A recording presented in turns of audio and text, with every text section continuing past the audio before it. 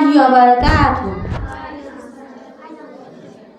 الحمد لله وكفى وسلام على عباده الذين اصطفى أما بعد.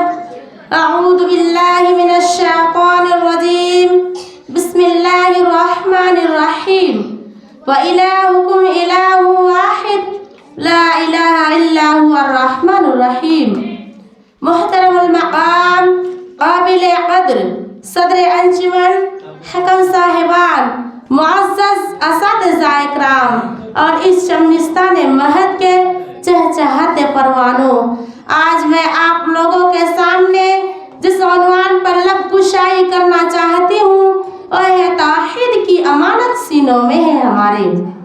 حضرات گرامی، اسلام سے ستیزہ کاری کوئی نئی بات نہیں ہے. خیر و شر کی آویزش بھی پرانی ہے. بدی نے نیکی کو بھی قبول نہیں کیا، لیکن اسلام کا پیغام کائنات کے چپا چپا تک پہنچ کر رہا. اللہ اور اس کے رسول کی عطا کردہ کتاب منارۂ نور اور مشعل راہ بن کر قائم و دائم رہی. اس نے انسانی دنیا کا سماجی انقلاب سے روشناس کرایا تھا. اسی نے زندگی کے ہر شعبہ کو صاف ستھرا اور پاکیزہ بنایا تھا. یہ اسلام ہی کی انقلابی طاقت تھی جس نے بڑے بڑے بادشاہوں اور طاقتوروں کو خدائے واحد کے سامنے جھکنے پر مجبور کر دیا تھا.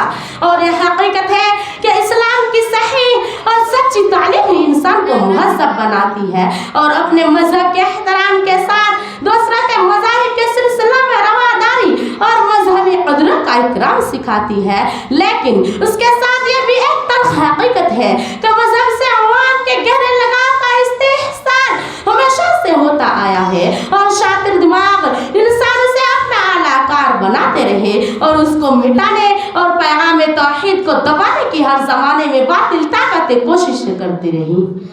توحید کے مت والوں کو کبھی دھاردار خنجر اور برہنہ شمشیر سے قتل کیا گیا، تو کبھی بندوق کی گولیوں اور بم کے دھماکوں سے بھون ڈالا گیا، کبھی جیل کی سلاخوں کے اندر قید کیا گیا، تو کبھی میزائل اور ایٹم بم سے صفایا کیا گیا، کبھی خاموش حکمت عملی سے عقیدہ توحید کو ختم کرنے کی کوشش کی گئی، تو کبھی منصوبہ بند سازشوں سے حملہ کیا گیا.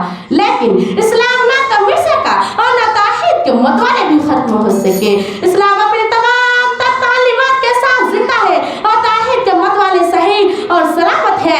قرآن میں فرمایا گیا یریدون لیطفئوا نور اللہ بافواہہم واللہ متم نورہ ولو کرہ الکافرون. یہ لوگ چاہتے ہیں کہ اللہ کے نور یعنی دین اسلام کو اپنے منہ سے پھونک مار کر بجھا دے، حالانکہ اللہ اپنے نور کو کمال تک پہنچا کر رہے گا. کافی لوگ کسی ناخوش ہوں. سچ کہا ہے کسی شاعر نے، نور حق شمع الہی کو بجھا سکتا ہے کون؟ نور حق شمع الہی کو بجھا سکتا ہے کون؟ جس کا حامی ہو خدا اس کو مٹا سکتا ہے کون؟ اسلام کی شہزادیوں، اسلام کے شجر ثمردار پر اور وعدہ توحید کے متوالوں پر ہر زمانے میں باطل نے حملے کیے. اللہ کے نام نواؤں کو نیست و نابود کرنے کی ہمیشہ کوشش کی گئی. وہ اسلامی احکام کے نشر و اشاعت میں کما حق لگ جائے تاکہ دنیا کے اندر پیغام توحید عام ہو اور باطل نظریت نیست و نابود ہو، اسلام کا جھنڈا بلند ہو، ظالم شکست کھائے. اسی لیے بقول جگر مراد آبادی ایک ایسی شان پیدا کر کے باطل تھر تھرا اٹھے، ایک ایسی شان پیدا کر کے باطل تھر تھرا اٹھے، نظر تلوار بن جائے، نفس جھمکا بن جائے. وآخر دعوانا ان الحمد لله رب العالمين. السلام عليكم ورحمة الله وبركاته.